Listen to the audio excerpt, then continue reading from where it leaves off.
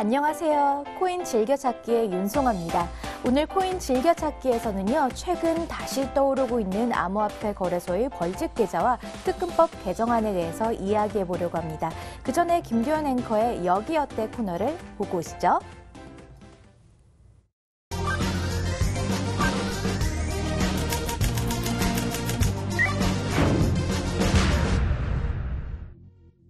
안녕하세요. 코인기업 여기 어때 김도연입니다. 오늘 제가 찾아온 곳은요, 블록체인 기반의 해외 송금도 하고 지급 결제도 하는 플랫폼 레밋에 찾아왔습니다. 어떤 곳인지 저와 함께 가보실까요? 안녕하세요. 네. 안에 들어가면 되나요? 네, 감사합니다.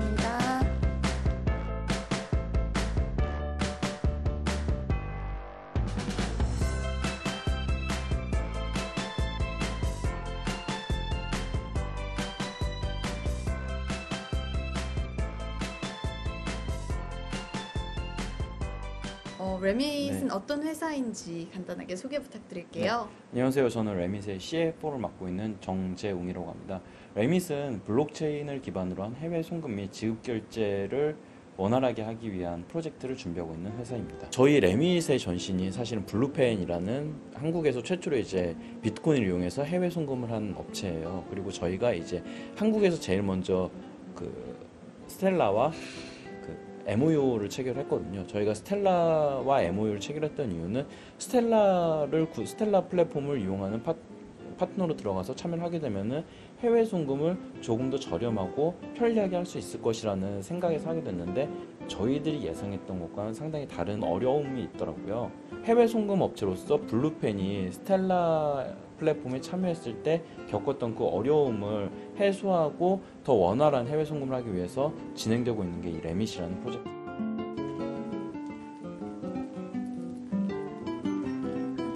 안녕하세요. 네, 안녕하세요. 안녕하세요. 네, 저희 시청자분들한테 간단하게 소개 부탁드릴게요. 네, 안녕하세요. 레밋의 CXO 라이언문이라고 합니다. 사용자 경험을 연구하고 있고요. 앞으로 레밋이 블록체인 기반으로 한 해외 송금뿐만 아니라 사용자 개개인 그 자체 혁신을 일으키기 위해서 더 노력하고 있습니다. 그 블록체인계에서 기술적인 부분이나 토큰 이코노미에 초점이 맞춰 있는 지금 기술 개발 단계입니다. 근데 저희는 한 발 더 나아가서 진짜 이 서비스를 쓰는 사람이 누구인지, 진짜 사용자는 누구인지 거기서부터 출발을 하려고 노력하고 있습니다. 이 프로토타입은 저희가 RSC라는 레밋 스마트 컨트랙을 이용해서 해외 송금을 보낼 수 있는 그 단계를 보여주는 프로토타입인데요. 간단히 알려드리겠습니다. 먼저 제가 여기 보이시면 싱가포르에 해외 송금을 보내려고 할 때 이 업체들이 얼마나 빠르고 혹은 수수료를 싸게 보낼 수 있는 것을 이렇게 비교 확인할 수 있게 되는 거죠. 한유라는 업체를 선택을 해서 이 한유가 얼마나 트랜잭션 성공했는지 블록체인상에 다 뜨게 되겠고요. 샌드를 보내게 되면 이렇게 돈이 가게 되는데, 여기서 확인할 수 있는 거는 그전에는 우리가 해외 송금을 하게 되면 내 돈이 언제 어디에 있는지 확인할 수가 없었습니다. 근데 여기는 이 업체와 직접 그 물건이 배송되듯이 어디까지 진행되는지 서로 소통을 할 수도 있고요. 내 돈 받는 사람이 받았을 때 여기서 채널을 통해서 확인을 할 수도 있는 그런 기능을 담은 프로토타입입니다.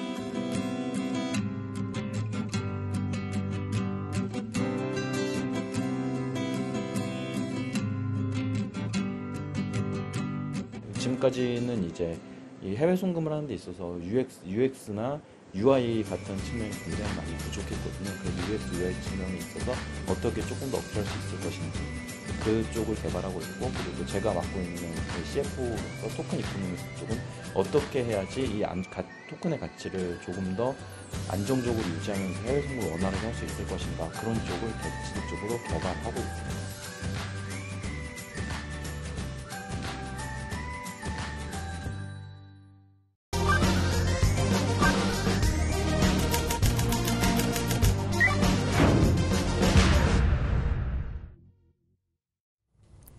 네, 코인 진담 시간입니다. 현재 대부분의 거래소가 벌집 계좌로 운영된다는 사실 모두 알고 계실 텐데요.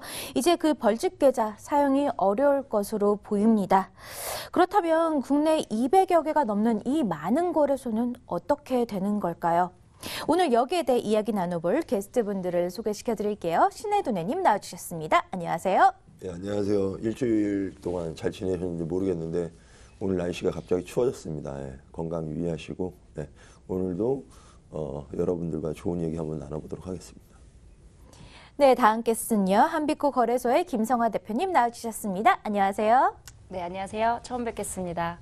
저희는 건전한 암호화폐 생태계를 좀 디자인하고자 하는 그런 거래소, 한빛코 거래소의 김성화 대표입니다. 네, 반갑습니다. 이제 저희가 본격적으로 토크를 한번 나눠볼 텐데요. 우선 이 벌집 계좌 많이들 들어보셨을 것 같습니다. 정확히 이 벌집 계좌라는 뜻부터 한번 짚고 넘어가야 될 것 같아요. 대표님 어떤가요? 일단 벌집 계좌라는 이제 뜻을 먼저 설명드리기 전에 저희가 계좌가 종류가 좀 여러 개가 있어요. 네. 그리고 그 종류에 따라서 좀 헷갈리실 수도 있을까 봐 지금 이슈화가 되고 있는 계좌의 종류에 대해서 좀 한번 먼저 짚고 제가 넘어가면 좋을 것 같아요. 일단 저희가 많이 들어본 가상 계좌가 있고 실명 계좌라는 게 있고 벌집 계좌라는 게 있어요. 지금 이 계좌들이 다 많이 연관성이 있고 그리고 저희가 가상화폐 거래소를 운영하면서 초창기부터 어떤 거래 계좌를 쓰느냐에 따라서 계속 어떤 히스토리들이 있어요. 그래서 좀 짚고 넘어가면 일단 먼저 가상 계좌 먼저 시작을 해볼게요. 가상 계좌는 그 암호화폐 거래소들이 가장 먼저 쓰게 된 서비스인데요. 가상 계좌는 그 은행이 제공하는 서비스로 그 계좌 각각 그 개인들한테 다양한 계좌들을 제공할 수 있다는 점에서 좀 장점이 있고요. 하지만 그 자금들, 그 입금에 들어오는 자금들이 결국은 은행, 그 거래소, 법인의 모계좌로 어쨌든 들어가게 되는 구조인 것이죠. 그리고 은행 쪽에서 이제 펀뱅킹이라고 좀 되게 좋은, 아주 편리하게 쓸 수 있는 서비스도 제공을 과거에는 했었어요. 그래서 이제 입금이라든지 출금을 자동화할 수 있는 그런 부분이 있어서 이제 거래소들이 초반에 거의 다 이제 쓰고 있었던 서비스이죠. 네, 가상 계좌를 이렇게 쓰다가 또 실명 계좌로 그렇죠. 바꾸는 법안이 또 발의가 됐었죠. 맞습니다. 그럼 이제 실명 계좌는 왜 우리가 실명 계좌가 이제 바뀌게 되었을까라는 부분은 2018년 1월달에 저희가 금융 당국 쪽에서 저희 뭐 가상화폐 그 자금 세탁 방지 관련 가이드라인 나왔었죠. 네. 그때 맞물려서 같이 나오게 된 이야기인데요. 그때 이제 뭐 후속 조치로 금융당국에서 실명 계좌를 적극 권장하고 이걸 쓰게 해라. 아니면 페널티를 물게 하겠다. 이런 얘기까지도 나왔었어요. 권장했고 페널티기로 압박했다. 네, 나왔습니다. 네. 자, 그럼 여기에서 그러면 당시에 저도 이제 거래소에서 이 세 개 계좌를 다 뭐 공교롭게도 쓰는 거래소에 있거나 아니면은 이런 그 과정을 다 지켜봤는데요. 실명 계좌 전환을 할 당시에 거래소들은 좀 환호를 했어요, 사실. 이제 정말 드디어 우리가 규제의 바운더리 안에 들어가서 어느 정도 실명. 모든 거래소들이 다 계좌를 발급받을 줄 알아서 맞습니다. 환호를 한 거였는데 딱 빅포만 딱 해놓고 잠가버리니까 기존의 이제 영세 사업자들은 죽으란 얘기뿐이 안 된 거죠, 사실은. 그러니까 기존에 거래소를 이렇게 크게 오픈해서 하고 있는 사람들은 하고 있는 거니까 계속 진행을 하는 방식이고 새롭게 오픈하는 어떻게 보면 중소형 거래소들한테는 안 되는. 그분들도 이제 혜택을 받을 줄 안 거죠. 그래갖고 우리도 진짜 빗썸이나 업비트하고 한번 해볼만 하겠다. 직원들 사기가 하늘을 찔렀는데 알고 보니까 빅품만 딱 주고 그러버리니까 시장. 그러니까 뭐 지금 대표님도 나오셨지만 암호화폐 이 생태계가 뭐 거래소 때문에 죽었다고 하는데 거래소 때문에 죽은 것도 물론 있습니다만 맨 위에는 정부가 잘못한 거예요. 그때 정부가 만약에 관련법 적용을 잘했다면 지금 1년여 동안 거래소 코인이나 이런 문제로 투자가 피해가 안 났을 겁니다. 안 났을 거고 그로 인해서 사회적으로 소요된 비용만 대충 추산으로 지금 1조 원이 넘어요. 그런 상황이에요. 지금 국내 거래소가 한 200여 곳 정도 있다고 들었는데 불과 4곳만 이렇게 실명 인증 계좌가 이렇게 허용이 되면 어떻게 보면 바로 문 닫을 수는 없잖아요. 지금 비즈니스 하고 계시는 분들은. 그래서 벌집 계좌를 열 수밖에 없는 이런 안타까운 상황이 조금 생겼던 것 같아요. 근데 이 벌집 계좌 투자자 보호가 안 되고 있다고 들었습니다. 이유는 뭔가요? 투자자 보호가 안 되는 거는 사실 어떤 거래소나 마찬가지입니다. 이건 법적으로 거래소가 금융기관이 아니기 때문에 사실 거래소에 예치된 자금을 투자자 보호를 저희가 투자자 보호법 내에서 받고 있지는 않아요.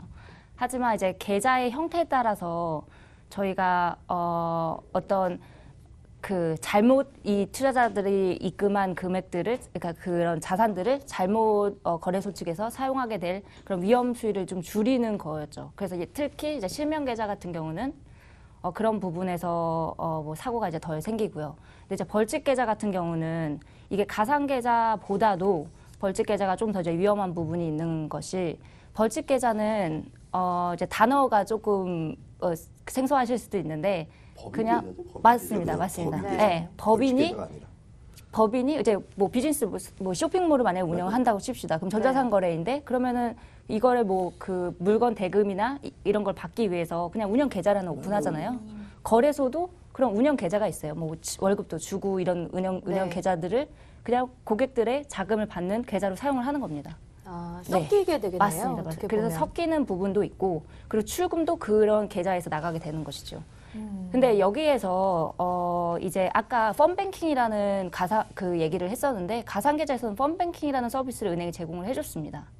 근데 이 벌집 계좌는 이런 은행이 제공하는 서비스가 아닌 거랑 다른 목적으로 쓰고 있는 거예요. 그래서 그런 펀뱅킹이라는 서비스가 제공 안 되기 때문에 입출금도 거래소 분들이 알아서 하고 있습니다. 네, 맞습니다. 임의로. 그러니까 출금 지연을 임의로 만들어내는 거죠. 네, 사실 그런 문제가 문제가 되는 거예요. 이제 이게 본인들이 출금할 의지가 없으면 출금을 해줘야 되는데 지연을 시켜버리는 강제 지연.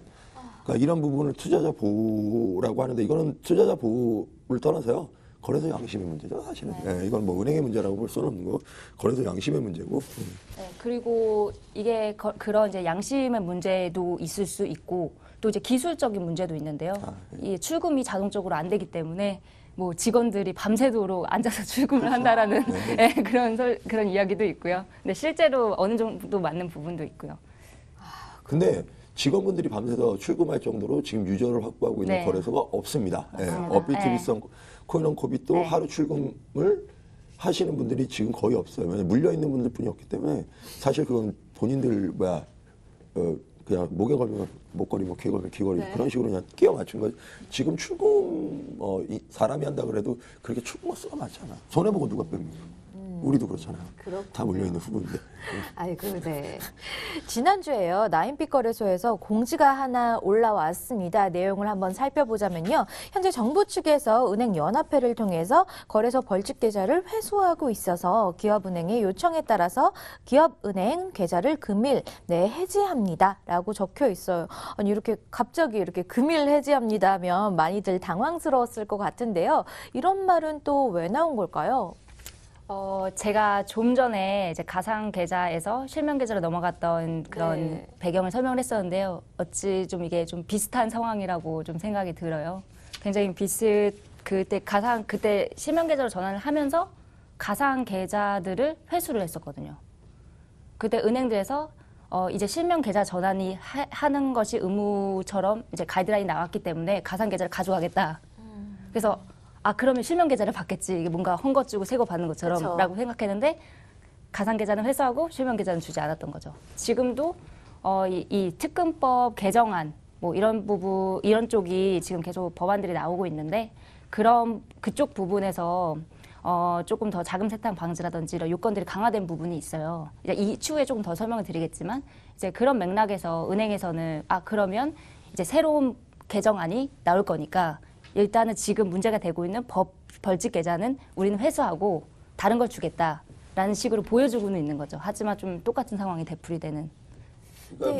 이거 이렇게 갑자기 해지하면 그 투자자들은 갑자기 이렇게 돈을 빼고 싶을 때 뺄 수 있는 거예요? 못 빼죠. 그리고 못 빼는 거죠? 문제는 더 웃긴 게 지금 말씀대로 이제 새로운 걸 줄 거라고 생각을 해서 투자자들이 넉넉고 있다가는 거의 그냥 그 거래소 폐지 쪽으로 흘러버리면 계좌를 발급 못 받는 쪽으로 가면 돈을 돌려받을 수 있는 방법이 없는 그런 상황으로 몰릴 수도 있거든요.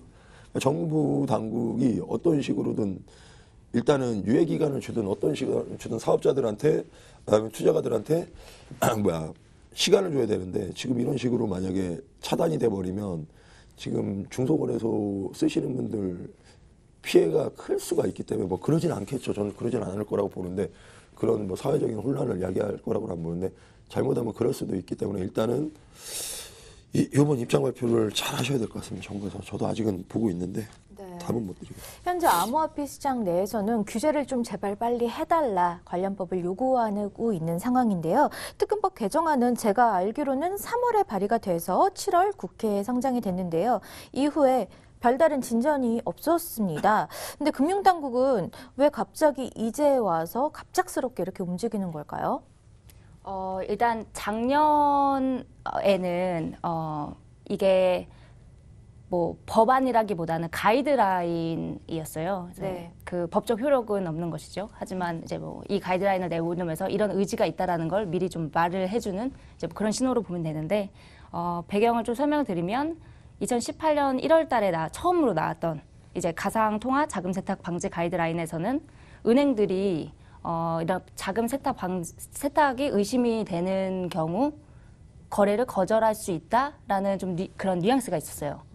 하지만 이건 법적 효력은 아직도 없는 상황인 거죠. 그리고 6월 달에 한 번 또 개정이 되었죠. 그 가이드라인이 개정된 것이고요. 그 법안이 아니고 가이드라인이 개정됐던 부분은 이제 벌집 계좌를 쓰고 있다라는 거를 금융당국에서 잘 알고 개정을 한 내용이라고 저희는 생각을 했어요. 그게 비집금 계좌라는 표현이 들어갔어요. 지금 집금 계좌가 직접 어떤 법인 계좌 통장으로 입금을 받는 형태를 집금 계좌라고 하는데 네. 그럼 비집금 계좌는 이런 고객들의 자금을 바로 받는 집금 계좌는 아니지만 뭐 예를 들어서 회사에서 직원들의 월급을 준다든지 운영 계좌라고 쓰고 있는 그런 비집금 계좌가 있죠. 근데 그 비집금 계좌까지도 은행이 모니터링을 해야 한다. 이런 내용이 추가가 됐어요. 그 말은 즉슨 그 고객들이 집금 계좌, 즉 벌집 계좌로 입금한 그런 돈들이 비집금 계좌, 다른 운영 통장으로 흘러가지 않도록 이제 하는 부분을 그 가이드라인에서 명시한 바 있고요. 그래서 이런 가이드라인이 중요했던 거는 작년에 이런 가이드라인을 토대로 법안들이 이제 나올 것이기 때문에 좀 중요하게 봤었던 부분이 있습니다. 근데 이게 가이드라인이었고 또 세 번째로는 계속 이제 금융당국에서는 어떤 뭐 행정적인 가이드라인이라든지 이제 공문을 은행에 계속 보냈었죠. 네. 네, 계속 보낸 바 있고 어떻게 보면 그 공문이라는 건 어떤 행정 지도를 해왔던 것이잖아요. 맞아요. 거기에서 이제 스탠스가 좀 이런 가이드라인을 강화했다. 그리고 이런 이런 가이드라인에 맞춰서 자금 세탁을 준수하고 있는지 좀 잘 봐달라 이런 책임을 부과한 것이죠. 그렇지만 이제 법적 책임은 여전히 없지만 책임을 부과했는데 어떻게 뭐 이런 거라고 볼 수 있을 것 같아요. 뭐 위에서 뭐 리더가 뭐 이거 법적인 책임은 없지만 뭐 한번 해볼 테면 해봐 뭐 이런 식의 뉘앙스라면 과연 이제 은행들에서도 자기네들이 이제 자체적인 리스크를 지면서 좀 가이드라인하고 반할 수 있는 네. 이제 그런 사업을 할 수 있을지는 좀 의문이었겠죠. 최근에 제가 뉴스를 봤습니다. 정부 당국에서 이러한 가이드라인이 나왔기 때문에 벌집 계좌를 열어주지 말라라는 가이드라인이 있어서 이제 은행에서 거래소의 계좌를 회수해 갔는데요. 이 거래소가 법원을 상대로 이렇게 법원에서 소송을 했다고 하는데요. 결국은 은행이 아닌 법원은 거래소의 편을 들어줬다고 하네요. 어떻게 생각하시나요, 신두님은? 일단은 지금 뭐 벌칙 계좌라는 표현, 뭐 법인 계좌라는 표현을 많이 쓰는데 네.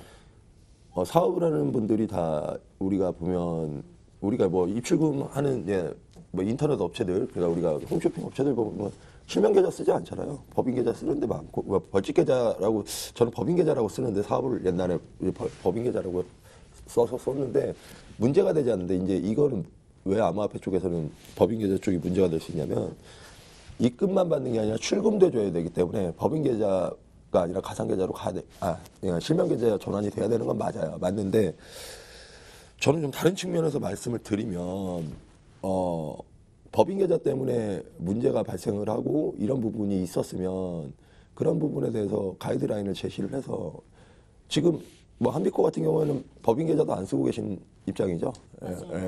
그거는 역시 법인 계좌를 쓰면 나중에 거래소 라이센스를 못 받을 거라는 판단을 하신 거고요. 맞습니다. 물론 한빛코 거래소가 투명하게 운영을 했는지 안 했는지 모릅니다. 최소한 도덕적인 책임을 하고 있는 거래소들도 있단 말이죠. 그러니까 그런 거래소까지 같이 지금 사장이 되면 제가 말씀드리고 싶은 거는 이거는 결국에는 대기업 몰아주기뿐이 안 되는 상황이 나오는 거예요. 그러니까 뭐 물론 법인 계좌를 썼다고 해서 다 나쁜 거래소 아닙니다. 절대 그 중에서도 충분히 기술력이 있고 운영 잘하는 거래소도 있고 그런 부분에 대해서 가려낼 판단을 했어야지 계좌 하나 가지고서 이 거래소가 뭐 맞다 안 맞다를 판단하게 만들면 빙산일각이라고 하고 100에서 1도 안 본 상황이 된단 말이죠. 그러면 그 사람들을 법인 계좌로 몰고 가게 해서 투자자 피해를 만들게 한 정부도 책임이 반드시 있어요. 이러면 이렇게 되면 안 되고 지금 본질은 오늘 법인 계좌 얘기를 하지만 사실은 이거는 어느 기업의 생명줄을 갖고 논하는 거예요. 우리가 지금 그러면 그런 입장에서 보자면 지금 어떤 식으로든 이번에 정부 입장이 나와서 그동안에 가이드라인 잘 준수한 거라서도 물론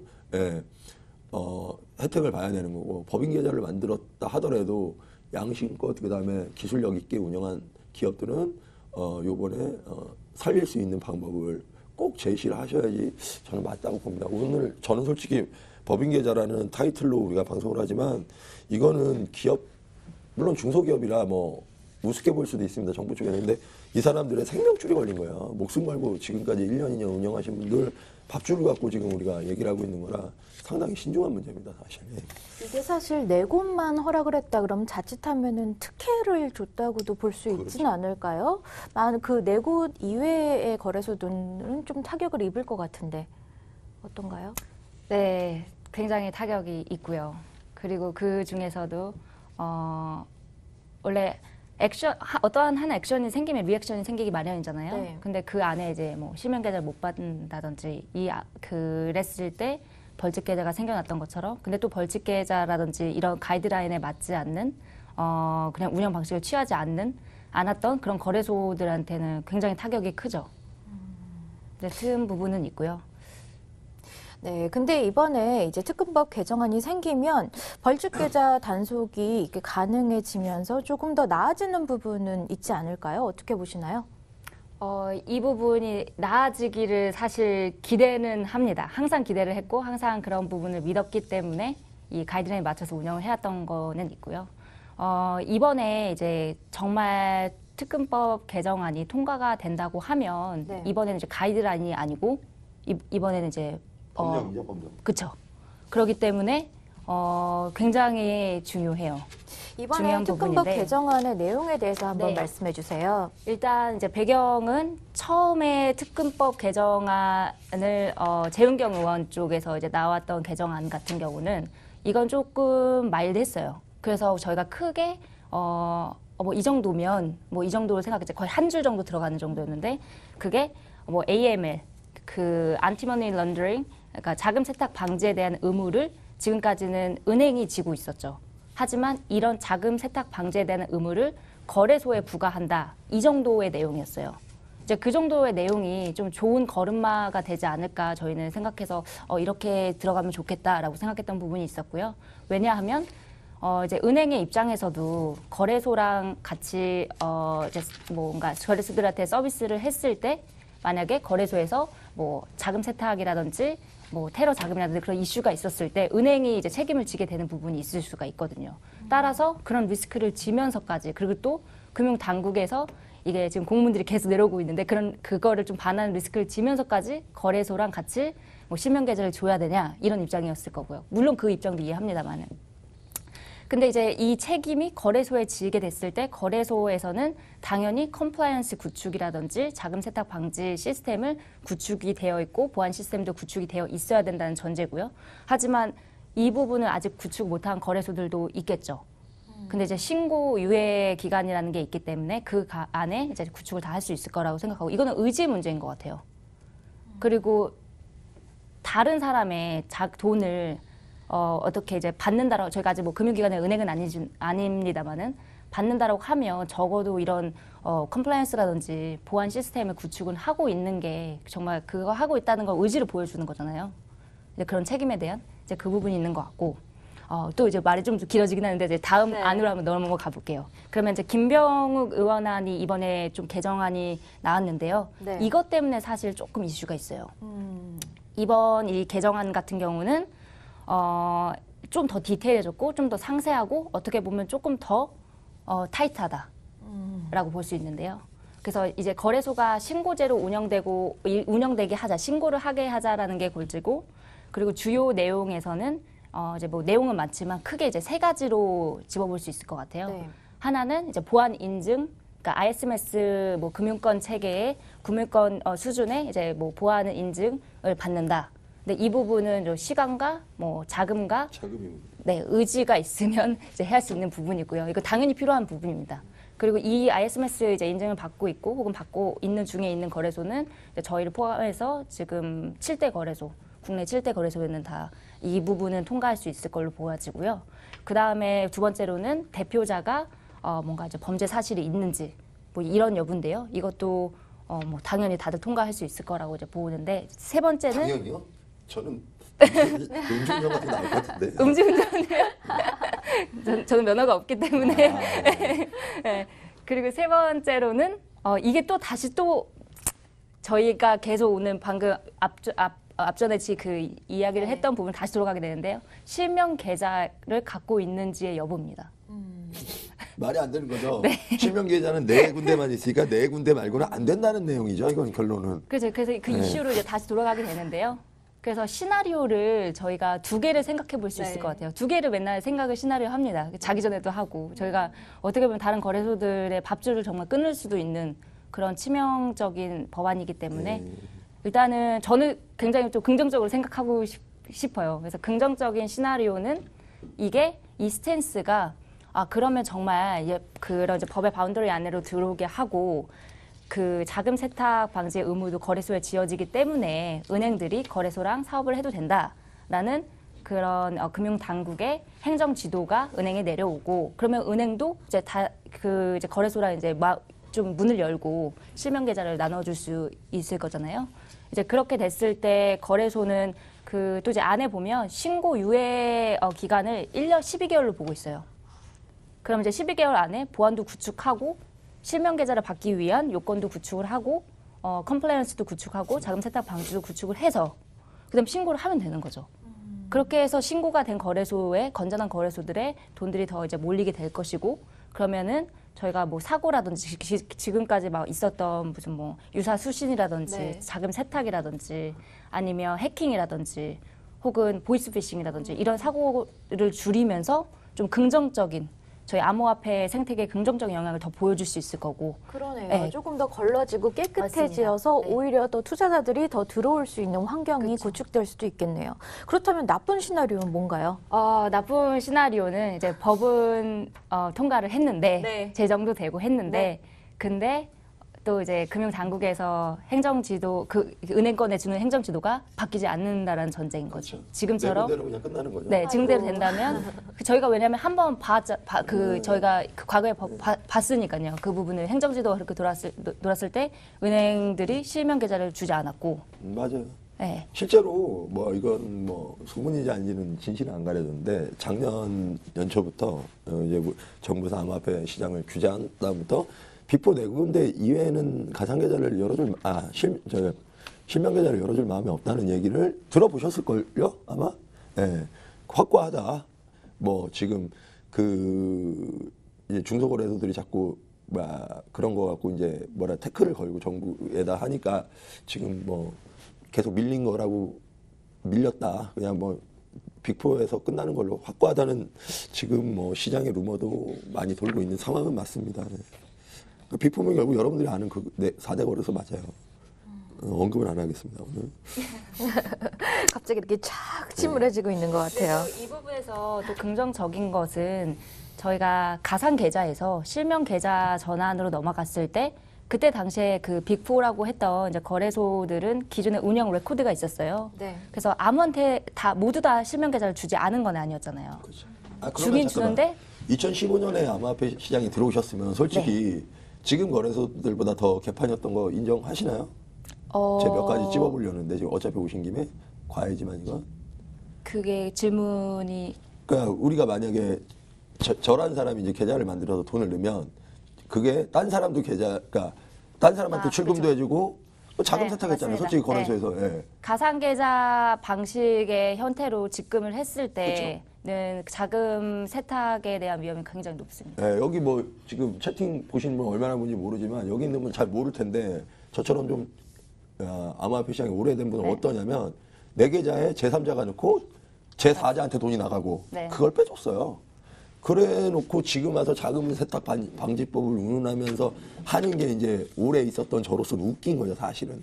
그때는 지금보다 더 했으면 더 했지 덜 하진 않았으면 사실 암호화폐 시장이 붐이 이룬 건 불법 자금 세탁용으로 쓰인 게 맞아요. 뭐 부인할 수 없고 저도 이 업계에 있으면서 봐왔는데 그랬던 부분이랑 뭐 제도 개선 안 해놓고 지금 와서 뭐 제도 개선에 대한 이야기를 하는 게 대단히 웃긴 거죠, 사실. 근데 그런 부분이 분명 존재했었던 건 사실이죠. 네. 뭐 여러분들 그냥 여담을 알고 계시라고 한번 말씀드렸습니다. 네, 그럼 이제 만약에 나쁜 좀 네거티브한 시나리오가 됐을 때 네.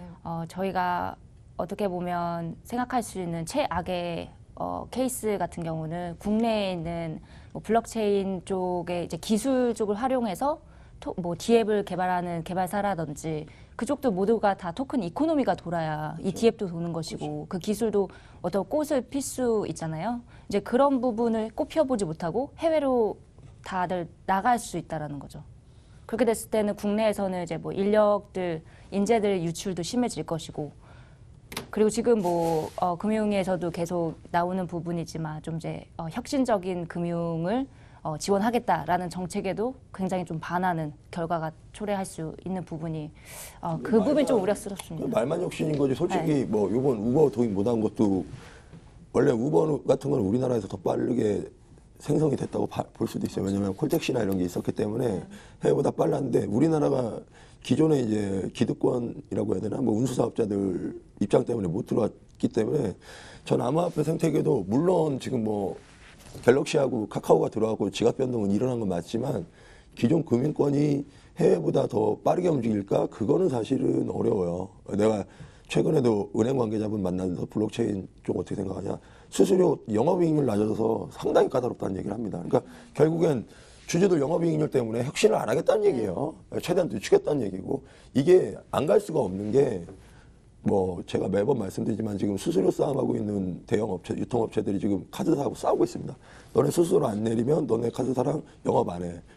사실은 카드를 갖고 있는 사람들한테 결제를 못 받게 하면요. 그 당사자, 매출을 내는 당사자도 영업이익이 떨어져 갖고 손해를 봅니다. 근데도 지금 수수료를 왜 싸우냐? 싸우는 입장이 된 게 뭐냐면 여러분 뭐 가로수길이나 여러분 많이 가시잖아요. 거기에 지금 오프 상점들이 문을 닫아요.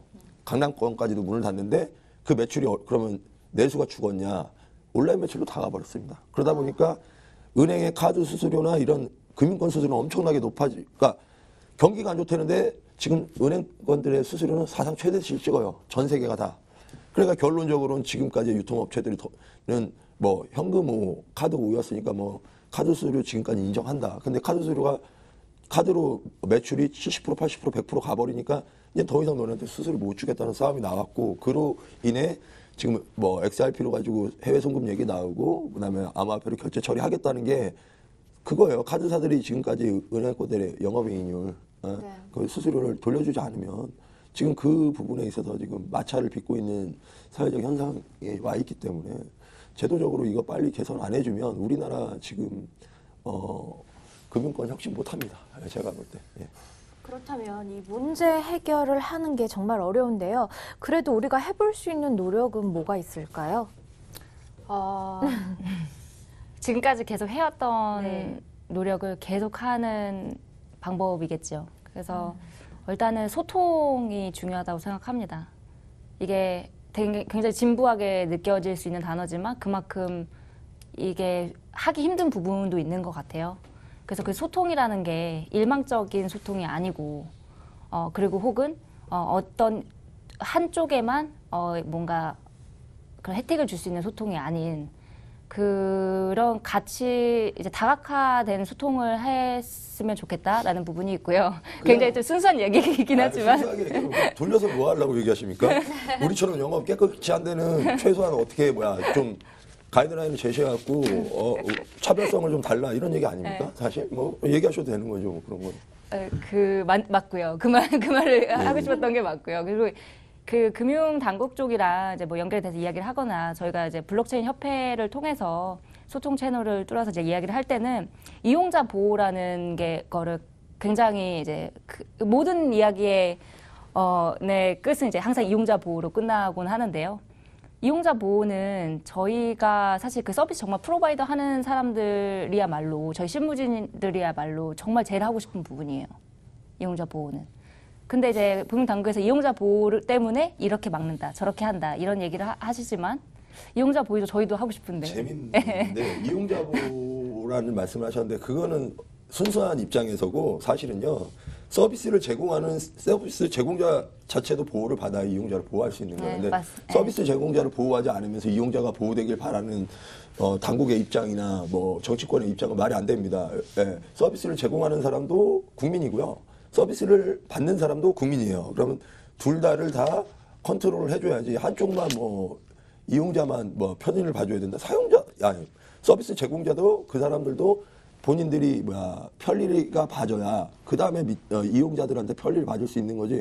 지금 본인들도 편리를 못 보니까 결국엔 최하위 계층인 이용자들한테 지금 피를 빨아먹는 흡혈귀가 돼 있잖아요. 악마가 돼 있잖아요. 그 부분을 자꾸 정부역에서 죄송합니다. 정부 좋은 일 하겠습니다. 근데 정말 뭐 세무조사 이런 거 안 되는데 아무튼 좀 관심을 좀 갖고 4차 산업혁명 말로만 하지 말고 이런 거래소 대표님도 나왔을 때 이런 분들 의견 좀 들어서 좀 반영을 해줬으면 하는 마음에서 실언을 했네요. 죄송합니다.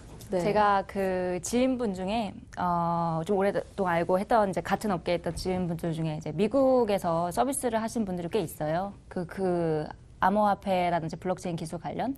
근데 미국은 이제 SEC는 오히려 더 빨리 규제의 칼을 들었었죠. 그리고 미국이야말로 이제 규제라든지 전반적으로 굉장히 이제 타이트하고 그거를 어겼을 때의 페널티도 굉장히 센데 그래서 한번 물어봤어요.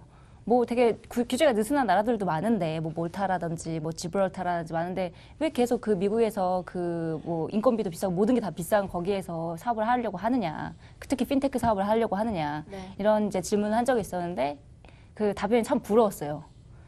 자기네들은 법적 보호를 받을 수 있고 이게 공평하다라는 거에 대한 신뢰가 있고 또한 SEC가 뭐 당장 새로운 기술을 규제하는 부분에서 처음에 이제 느슨하게 갈 수는 있어서 명확하지 않을 수 있지만 결국 이제 방향이라든지 가는 방향은 새로운 기술을 같이 서포트 해주는 방향으로 간다라는 거를 과거에 증명을 했고 그렇게 간다라는 믿음이 있기 때문에 계속 여기서 있기 때문에 계속 남아서 이제 혁신적인 그런 시도도 하고 비즈니스를 한다라는 얘기를 하더라고요. 그래서 저희도 참 그런 믿음이랑 신뢰가 저희 혁신가들한테 좀 심어주는 게 필요하지 않을까 생각이 듭니다. 네, 제가 듣기로는요, 국내 거래소 대표님들의 모임인 거래소위원회에서도 지금 이 같은 문제를 좀 논의했었다고 들었는데요. 어떤 이야기들이 오고 갔나요? 그게 어제였었는데요. 네, 그 블록체인 협회 총회가 있었고, 거기에 그 21개의 회원사들이 모여서 이제 이 개정안에 관해서 이제 토론을 했었고요. 거기서도 가장 이제 내용은 오늘 제가 이제 그 방송에 나와서 드렸던 내용들하고 이제 비슷한 이야기를 했어요. 거기서도 가장 이슈가 됐던 건 이제 실명 계좌이고 소통 채널을 어떻게 구축할 것인지 이 두 개가 큰 어젠다였습니다. 네, 지금까지 자금 세탁 방지 이슈로 인해서 은행들의 행보가 조금은 소극적이었는데요. 이번 개정안 실행으로 지금까지 은행들의 조금 더 자유로워지지 않을까. 그래서 투자자들의 어떤 정화작용이 일어나지 않을까 이렇게 기대를 해봅니다. 암호화폐 시장의 정상화 노력의 기반으로 요즘 대기업들의 시장 진출 소식이 자주 들리고 있습니다. 갤럭시 S10이 진출을 했는데요. 국민 메신저죠. 카카오톡도 드디어 암호화폐 지갑이 착제된다는 소식을 들었는데요. 들어보셨나요? 예, 뭐 들어봤고 그거랑 좀 연장선상이라고 생각해서 내가 2015년에 암호화폐 쪽에 계셨다니까 한번 여쭤볼게요. 지금 제가 이제 암호화폐 한 지가 2년이 됐는데 제가 처음에 들어오자마자 암호화폐 하면서 원래 저는 비관론자예요. 근데 하면서 거래소가 그러니까 은행이 암호화폐를 취급하는 거래소가 은행이 될 거라고 저는 확신을 했거든요. 네, 2015년이면 저보다 훨씬 더 빠르단 말이에요. 그럼 본인이 이제 지금까지 오면서 느낀 게 암호화폐를 지금 업에 몸을 담고 계시면 이게 정말로 혁신 기술이 돼서 앞으로의 금융 시장 전반 시스템이나 우리가 갖고 있던 기존의 생각들, 금융권에 대한 생각들을 바꿀 거라고 생각을 하십니까? 바꿀 거라고 생각합니다. 계속 하기 때문에 계속 있었던 건 있는데요. 근데 기존에 이제 금융 어떻게 보면 시스템이라고 해야 될까요? 기존에 어떤 룰 같은 게 게임의 룰 같은 게 정해져 있는 게임 셋이 있어요, 그렇죠? 이제 그 금융의 역사도 굉장히 길고요. 뭐 은행이라든지 이제 자산운용사라든지 이런 이제 구조들이 있는데, 근데 그 구조를 똑같이 따라간다면 그 프레임 안에 이 블록체인 혹은 뭐 그 암호화폐 금융이라고 표현을 한다라고 하면 그게 똑같은 프레임 안에 적용이 된다고 하면 굉장히 혁신성을 많이 제한을 할 거라는 생각은 들어요. 이게 단순하게 뭐 투자 상품이라든지 혹은 이제 뭐 가치가 있는 자산을 보관하는 거에서 떠나서 어떤 기술이 혹은 어떤 이런 생태계가 돌아가기 위해서 그렇게 계속 짚어지는 풀 같은 거거든요. 이 가상화폐, 그 암호화폐라는 거는. 근데 그거를 그냥 기존 이게 금융업이다. 이런 식으로만 프레임 안에 적용을 하게 된다면 저희가 뭐 디앱들이라든지 앞으로 더 나오게 될 그런 새로운 어떤 생태계가 꽃을 못 피우지 않을까. 그래서 좀 더 확장된 해석이 필요할 것 같습니다. 옛날 역사 보면은 마차가 다닐 때 자동차 관련 법률이 없었거든요. 그러니까 마차의 도로를 이제 마차가 달릴 수 있는 쪽으로만 이제 정비가 돼 있었죠. 근데 차가 생기면서 이제 점차 차를 많이 몰다 보니까 차가 다닐 수 있는 도로 정비로 바뀌거든요. 근데 지금이 아마 그런 때라고 저는 보는데, 그러면 실제로 한국 정부는 뭐 우리가 한국에 있으니까 사회 전반을 알겠는데 미국이나 일본이나 금융 선진국이 크립토 시장으로 확실히 진출하려고 한다는 거를 외국에 이제 많은 친구분들한테 전해졌잖아요. 그렇게 보시는 거니까 아니면 부정적으로 봅니까? 어떻습니까? 규제화하고 이제 뭐 신고를 하고 이제 등록을 해서 다시 규제 프레임 안에 들어오게 하는 방향으로 저희보다 훨씬 더 빠르게 진행되고 있습니다. 빠르게 진행되는 거. 네, 감사합니다. 그게 궁금해서. 하지만 이렇게 대기업들이 계속해서 들어오고 있으니까 규제안도 빨리 나오지 않을까요? 진짜 대표님이 먼저 한번 그 삼성 S10이나 카카오의 지갑이 들어오는 거에 대해서 좀 의견 있으시면 한번 나는, 왜냐면 거래소 대표님들 의견이 궁금해서. 저희는 뭐 당연히 굉장히 긍정적이라고 보고요. 전반적으로 이제 암호화폐라든지 암호화폐를 실생활에 사용할 수 있는 대중화에서는 엄청난 이제 견인을 할 만한 그런 뉴스라고 생각을 해요. 하지만 이제 규제 입장에서는 저희는 이제 계속 이제 이것들을 규제화하는 부분에 저의 목소리를 담아낼 수 있길 바라면서 이제 쌓아왔던 시간이 있죠. 노력했던 시간이 있고, 한데 이제 그 부분에 저희 목소리가 담기지 않은 채 그냥 진행이 된다면 당연히 뭐 좀 대기업 위주의 그런 사업 로드맵이 짜여지지 않을까, 이런 부분은 좀 우려됩니다. 그래서 아직 경쟁은 좋죠. 경쟁을 해야 그 이용자분들이 더 좋은 서비스를 받을 수 있고, 그리고 저희도 그 서비스 프로바이더들도 더 좋은 서비스를 내놓을 수 있고. 하지만 이게 뭐 대기업들도 뭐 그렇게 아직 문을 닫아놓고 옛날처럼 그런 건 아닙니다만, 특히 블록체인 쪽은 같이 일을 하려고 하는 그런 스탠스는 있어요. 하지만 이제 유저 입장에서는 이미 너무 잘 구축된 생태계 안에서 이제 들어갔을 때 혜택을 보는 것이 많죠. 그 면에서 이제 다른 아직 뭐 D앱을 만드는 개발 업체라든지 혹은 뭐 좀 약간 중소 거래소라든지 왜냐 거래소들도 다 지갑 서비스를 하고 있으니까 네. 그런 쪽에서는 조금 타격이 될 수는 있겠죠. 카카오톡은 저도 선물하기 많이 하고 있지만 많이 또 요즘에 오고 가고 있습니다. 근데 그래서 어떻게 보면 삼성 갤럭시 S10에 지갑이 탑재되는 것보다 오히려 더 파급력이 더 뛰어날 것 같다라는 생각도 드는데 어떻게 보시나요? 일단은 뭐 카카오, 삼성을 좀 이제 연계해서 한번 말씀을 드려보면 네.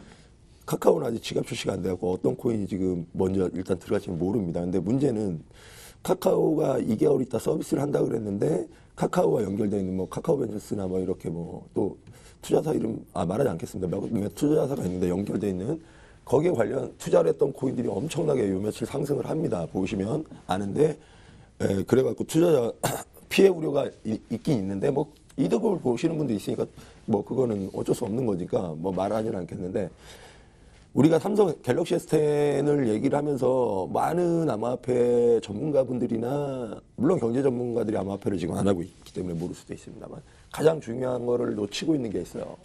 삼성 암호화폐 갤럭시 10에 들어가 있는 거죠. 뭐 엔진도 있고 이더리움도 있고 코스모도 있고 해서 야 이게 뭐 대단하게 성공할 거다. 물론 그럴 수 있습니다. 근데 제일 중요한 거는요. 스테이블 코인이 4종류가 들어가 있어요. 스테이블 코인은 제가 뭐 강의 때 항상 얘기하지만 여기 말고 이제 제 채널에서 강의할 때 얘기하지만 달러입니다.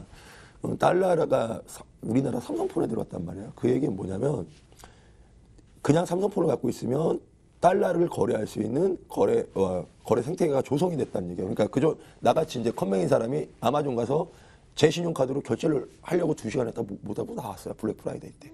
근데 이 스테이블 코인을 갖고 있으면 수수료도 많이 들지도 않고 지금까지 뭐 우리가 결제에 불편성이 없이 그냥 스테이블 코인을 갖고 있으면 아마존 같은 데 블랙 프라이데이에서 달러를 써버리는. 그러니까 지금 현재 뭐 전 세계 경제 시장에서 달러를 쓰지 않으려는 뭐 각국의 노력 때문에 달러가 약해진다는 얘기들 많이 하시잖아요. 그런 얘기 들어보셨을 건데 반대로 이런 핸드폰 안에 스테이블 코인이 들어가면 달러를 쓸 수밖에 없는 상황이 만들어져요.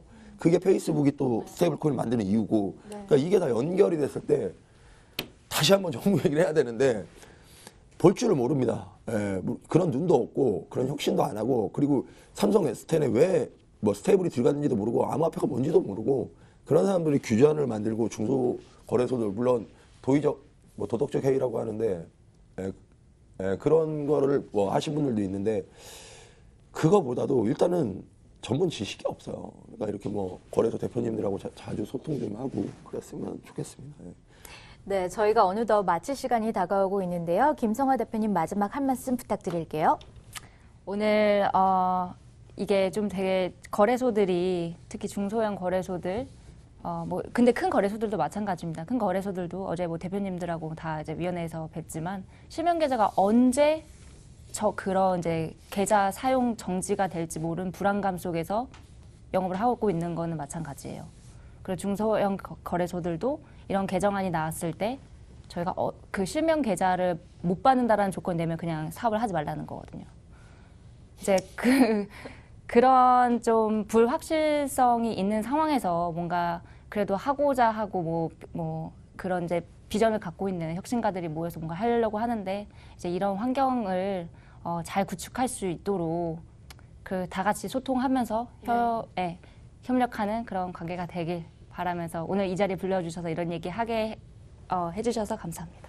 네, 감사합니다. 신혜돈 님도 마지막 한 말씀 부탁드릴게요. 네, 저는 뭐 한 말씀 드리자면 거래소들의 도덕적인 문제 반드시 짚고 넘어가야 되고 그걸 개선해야 됩니다. 뭐 물론 그렇기도 하지만 무조건 채찍이 다는 아니에요. 분명히 그들이 노력했던 거에 대한 성과도 있어야 되고 거기에 대한 대가를 지불해야 되는 것도 맞습니다. 그래서 사회적 합의가 필요하고요.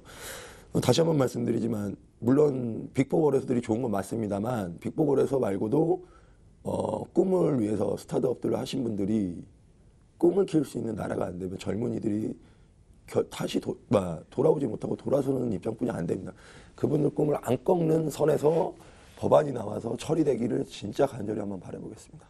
네, 김성화 대표님은 오늘 첫 출연이신데 어떠셨나요? 오늘 너무 뭐 이렇게 편하게 해주셔서 같이 이야기하기 좋았고요.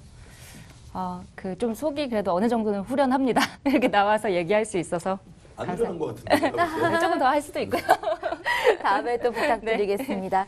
현재 지금 실명 계좌가 허락된 암호화폐 거래소는 4곳인데요. 오늘 암호화폐 거래소의 벌칙 계좌 문제와 특근법 개정안에 대해서 이야기를 한번 해봤습니다. 저희는 다음 주 금요일 날 더 재밌는 주제를 가지고 찾아올 텐데요. 여러분 또 시청자 게시판에 또 많은 의견 부탁드리겠습니다. 그럼 여기서 한번 마무리를 할까요? 아시죠? 저희 코인 즐겨찾기 다음 주에 뵙겠습니다.